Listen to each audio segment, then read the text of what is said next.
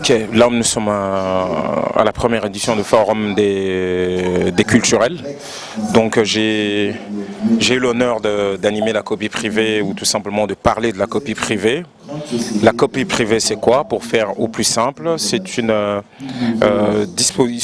disposition du législateur qui a reconnu à un consommateur qui a toléré que le consommateur puisse, un consommateur ayant acquis légalement une œuvre, puisse la reproduire au moins une ou deux fois, je vais dire dans deux supports. Alors, en compensation de cette reproduction qui est reconnue par les législateurs, il fallait compenser, je veux dire en compensation, le législateur a reconnu aux créateurs le droit de pouvoir avoir ou être rétribué d'une redevance que l'on appelle aussi copie privée.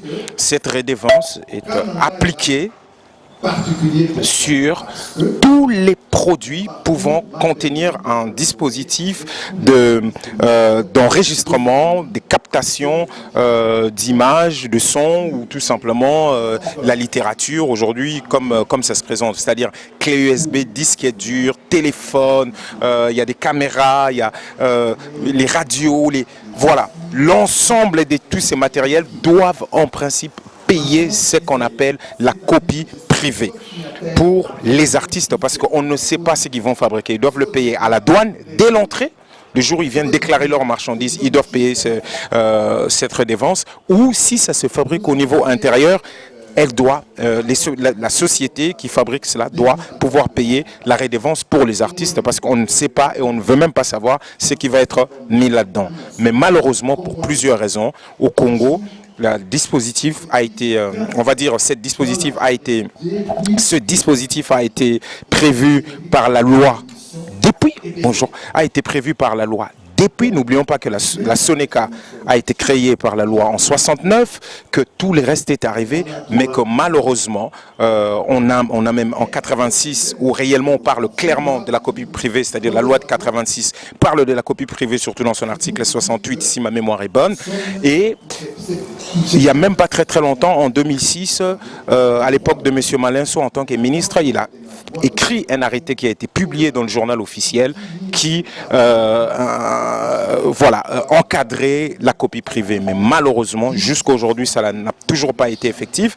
Et en ce qui nous concerne aujourd'hui, le texte est encore au ministère de Finances et donc n'est toujours pas rentré en activité. Et ce qui change, je ne peux pas, je serais un peu peut-être menteur parce que pour te dire que voilà, on croit sûr à 100% que cela va, mais l'on espère. Il y a deux choses qui changent. On n'a pas organisé un forum culturel pendant la période électorale.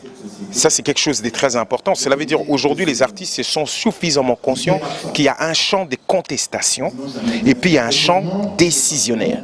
Un champ qui permet de prendre les décisions. Donc les artistes aujourd'hui sont décidés, non seulement de se présenter aux élections législatives au niveau provincial, mais aussi au niveau national.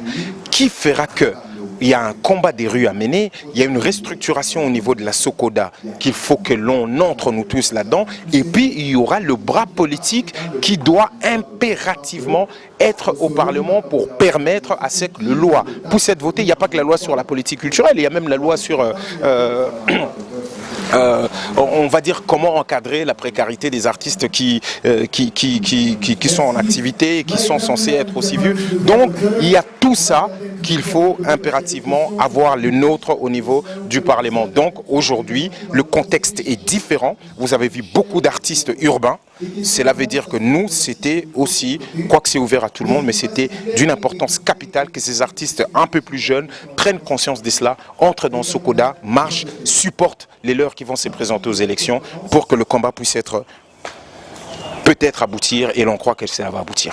Je crois qu'il est le bienvenu pour permettre aux opérateurs culturels, aux artistes, de prendre conscience de ce qu'ils sont en train de faire et aussi de ce qu'ils doivent faire. Parce que le droit d'auteur est géré en monopole par une seule société au Congo et c'est la SOCODA. Donc, Aussi longtemps que les artistes seront encore à l'extérieur de la SOCODA, ils ne seront pas en mesure de pouvoir revendiquer leurs droits, même s'ils veulent obtenir le changement comme nous le souhaitons à la tête de la SOCODA actuellement.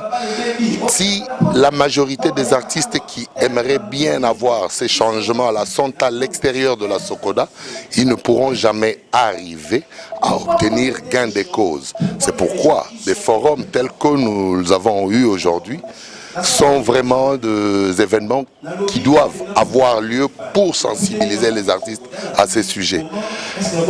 Quant à répondre au droit d'auteur, le droit d'auteur au Congo n'est vraiment pas respecté. Mon cas personnel, je suis en conflit avec une société de télécommunications que j'aimerais peut-être pas citer le nom, pour le paiement de droits d'auteur. Ils ont payé les dommages et intérêts, mais qui n'est pas le droit d'auteur. Et jusqu'aujourd'hui, je suis devant la justice avec la SOCODA qui m'accompagne toujours sur cette voie pour pouvoir percevoir les droits d'auteur. Donc, même les utilisateurs des œuvres doivent être en mesure de respecter les droits des artistes. Sinon, s'ils ne les respectent pas, pourquoi alors ils doivent continuer à utiliser des œuvres des artistes? Ils doivent être en mesure de comprendre qu'ils doivent payer les droits d'auteur.